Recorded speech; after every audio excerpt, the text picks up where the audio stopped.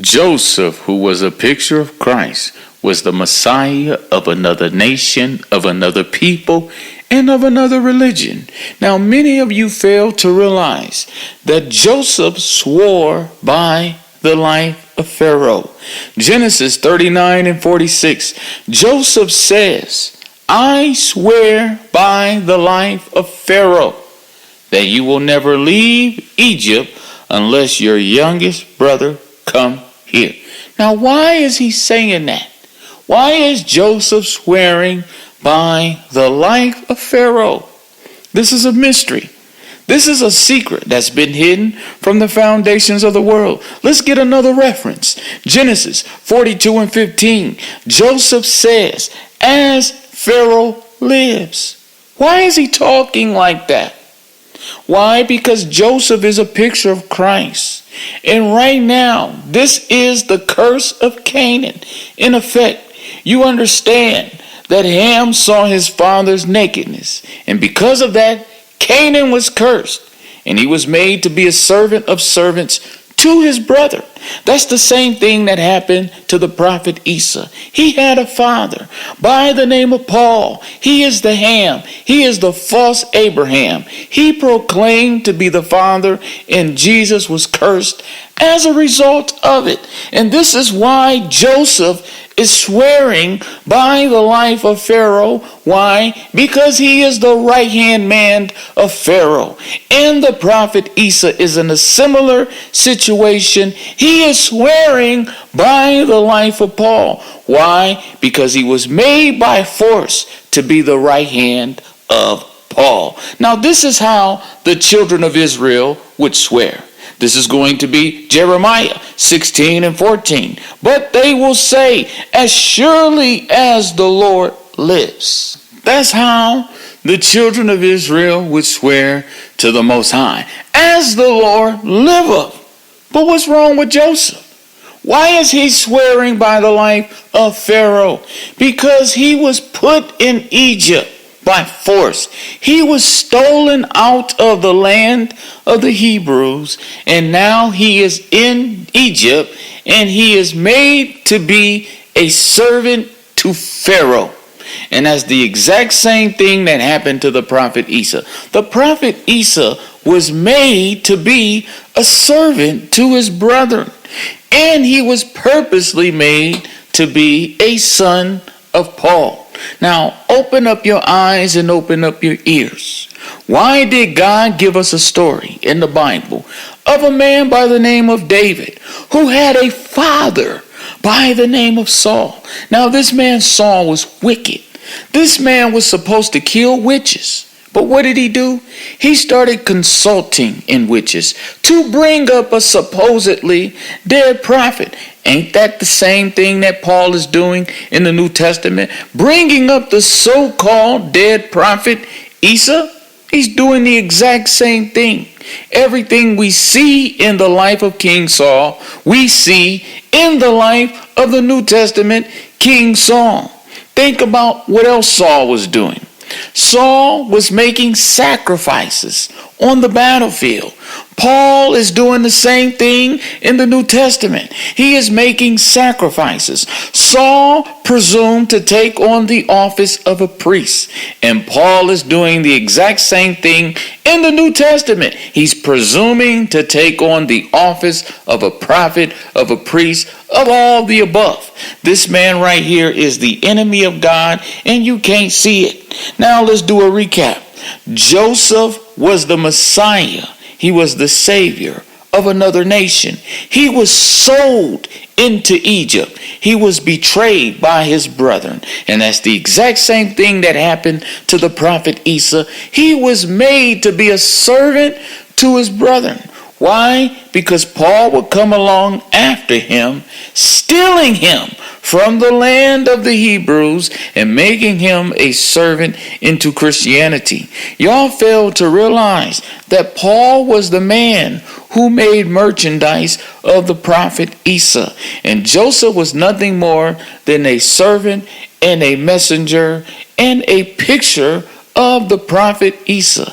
Everything you see in his life, you see in the prophet Isa's life. And he was sold out by his brothers. And Jesus was sold out by his brethren as well. This man was betrayed. This man was stolen from one religion to serve in another religion. Just like Joseph. Joseph was an Israelite.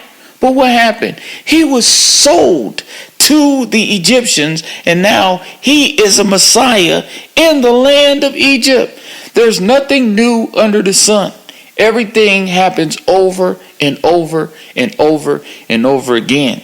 Now, I brought out yesterday, if you didn't watch the broadcast, if you didn't listen rather, you should tune in. It is entitled, Christians Are the Sons of Saul, whether they know it or not. Go to 1 Corinthians 4:15.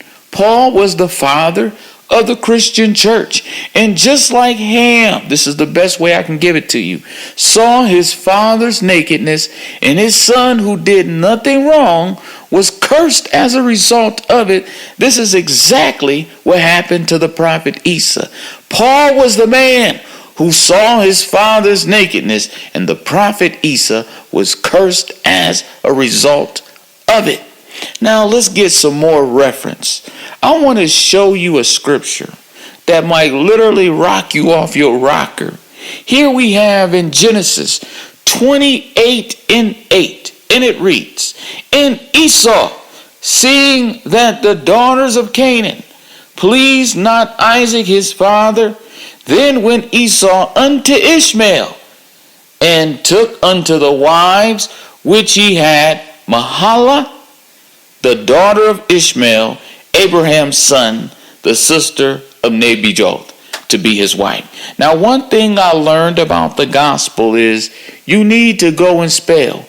Inside Mahalath's name, you can spell Allah. Right here we have Esau, who is a picture of the prophet Isa, and he is literally going to the daughters of Ishmael to piss his father off. Now, Paul was the father of the Christian church, and Paul was the man who cursed Islam. So right here in this passage, we have Isa purposely going to the daughters of Ishmael to make his father mad. Why? Why is this stuff being repeated over and over and over again? It's for you to open up your eyes. There's nothing new under the sun. How come Joshua, which is Jesus, always reaching out to the Palestinians or the Ishmaelites? We see in the story of Joseph. Joseph was betrayed by his real brothers, and guess who saved him? The sons of Ishmael saved him.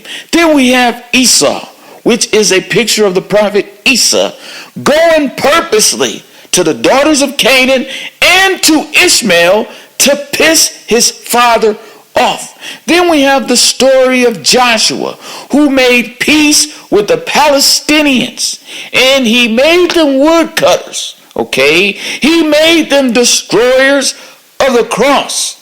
This same nation of people, God got angry at King Saul about, and he caused a famine to be through the land in the days of David. And in order to pacify the wrath of God, 7 of Saul's sons had to be hung. Why is the prophet Isa always coming to the aid of the Palestinians? You want to know why? Because Jesus is the Messiah of another nation, of another people, and of another religion. Jesus is spoken of in the Quran. He is the Messiah in the Quran. He is like Joseph saving the world with the corn. Get it? Quran. Okay? There's nothing new under the sun. Now, I had to show you this. Prophet Isa purposely went to another religion to piss Paul off. This is what he did. Think about David when he was on the rooftop of his house. the king's house.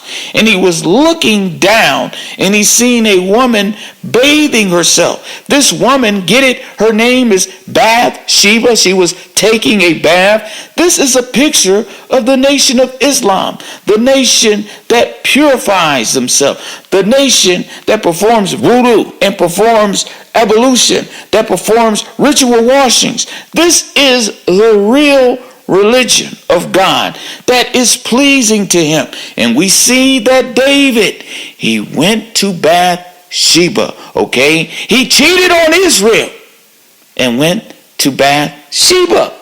This is not just a graphic picture of adultery. This is a picture of the prophet Isa purposely going to another nation to piss his father off. According to the Bible, Jesus said, I and my Father is one.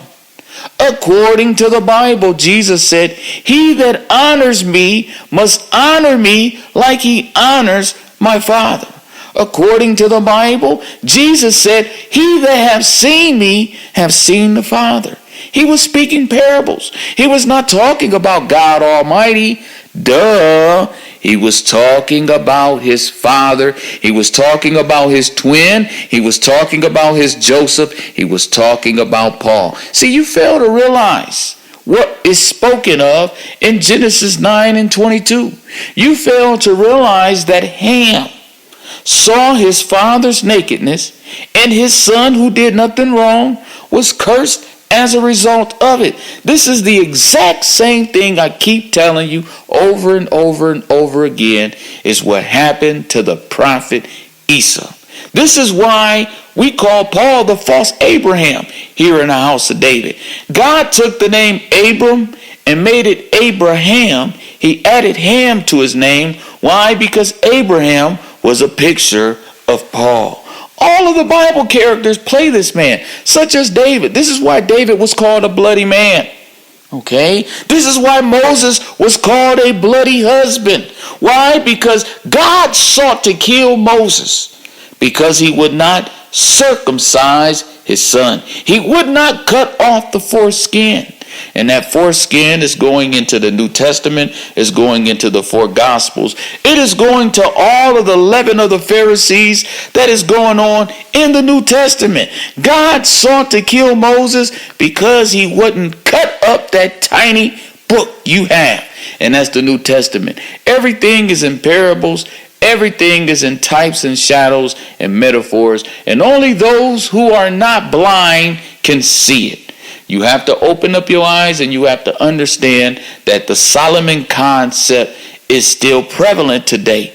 And whatever is done in the darkness will come to the light.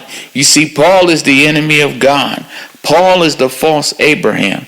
Paul stole the prophet Isa from another religion and pushed him into another religion we call Christianity. That's why when you look through the Old Testament scriptures, you're going to constantly see Esau affiliated with Ishmael. You're constantly going to see Joseph affiliated with the Egyptians, okay? Who is the mother of Hagar, okay? All this stuff is going back to Ishmael. All this stuff is showing you that Jesus is the Messiah of another nation and of another people.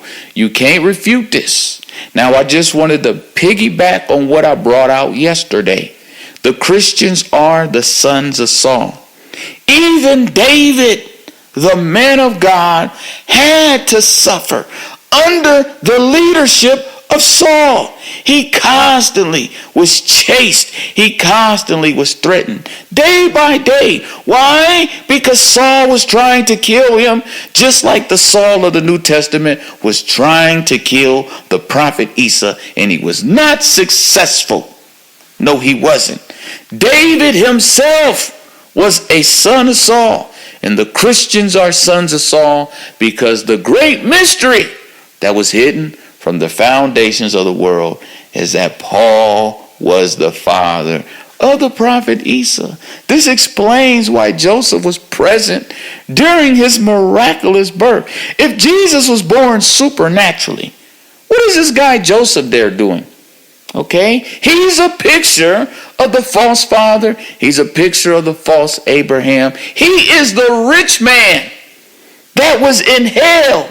The first time someone rising from the dead in the New Testament, that all came from the rich man right there in hell. He wanted somebody to come back from the dead and to tell his brothers that hell is real. And Abraham told him, if they don't believe Moses and if they don't believe the prophets, they will not be persuaded though one rose from the dead. That rich man ain't nothing but your boy Paul. Okay?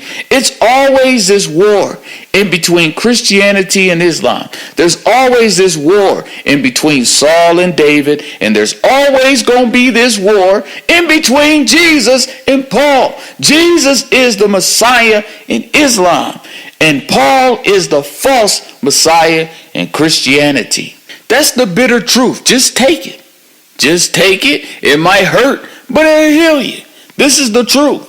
Now, let's close with a few more scriptures. Let's go to Genesis and 27. Let's go to verse 26. And his father Isaac said unto him, come near now and kiss me, my son. And he came near and kissed him.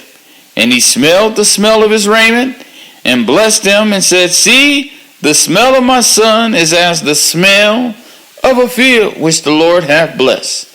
Therefore God give thee of the dew of heaven and the fatness of the earth, and plenty of corn and wine. Let people serve thee, and nations bow down to thee. Be Lord over thy brethren, and let thy mother's sons bow down to thee. Cursed be everyone that curseth thee, and blessed be he that blesseth thee. And it came to pass, as soon as Isaac had made an end of blessing Jacob, and Jacob was yet scarce gone out from the presence of Isaac his father, that Esau his brother came in from his hunting. So here we had Jacob, who was a picture of Paul. This is the reason why Jacob's name was changed. Because I tell you, and I keep telling you, all these important Bible figures play Paul. And here we have Paul stealing the birthright of the prophet Esau. This is the blessing that made Jacob greater than Esau. And this is the same blessing that made Christianity greater than Islam. For a second, this is the same blessing that made Paul greater than the prophet Esau. Now let's keep going. In verse 31, and he also had made savory meat, and brought it unto his father, and said unto his father, let my father arise, and eat of his son's venison, that thy soul may bless me. And Isaac his father said unto him, who art thou? And he said, I am thy son, thy firstborn son. And Isaac trembled very exceedingly, and said, who? Where is he that hath taken venison, and brought it to me? And I have eaten of all before thou camest, and have blessed him, yea, and he shall be blessed. And when Esau heard the words of his father, he cried with a great exceeding bitter cry, and said unto his father, bless me, even me also, O my father. See, this is that left hand that was thrown on Manasseh, the prophet Esau, and the right hand was thrown on Ephraim, or Paul. This is going into how the prophet Esau will have to die at the last day. This is also going into how the prophet Esau has to be the cupbearer of Paul. You see, Jesus wasn't crying about a cross. He was crying about the cup. He said, take this cup from me. That was metaphorically going into how the prophet Esau had to be a servant of servants to his brethren, particularly Paul. Verse 35, and he said, thy brother came with subtlety, and have taken away thy blessing.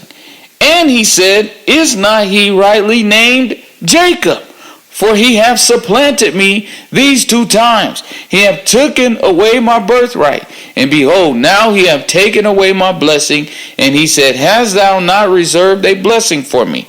And Isaac answered and said unto Esau, behold, I have made him your Lord. See, Paul is the father of the prophet Isa. Paul is the father of the Christian church. But there's coming a day when the prophet Isa will break away from that yoke going on. I have made him your Lord, and all his brethren have I given to him for servants, and with corn and wine have I sustained him. And what shall I do now unto thee, my son? And Esau said unto his father, Hast thou but one blessing? My father, bless me, even me also, O my father. And Esau lifted up his voice and wept. Remember, Jesus wept. Let's keep going. And Isaac his father answered and said unto him, Behold, thy dwelling shall be the fatness of the earth, and of the dew of heaven from above. And by the sword shalt thou live, and shalt serve thy brother. And it shall come to pass, when thou shalt have the dominion, that thou shalt break his yoke from off thy neck. So this is going into the day that the prophet Isa will descend amongst us as a just ruler, and he will destroy Paul's religion. He will destroy the cross. There's coming a day when the prophet Isa will live by his very own sword. He will come back and he will destroy Christianity. His sword is going to be bathed in the blood of Edom, and that is going into the Christian church. Now let's get another reference. Let's go to 2 Chronicles 21 and 8. In his days, the Edomites revolted from under the dominion of Judah and made themselves a king. So the blessing was that Jacob would rule over Esau.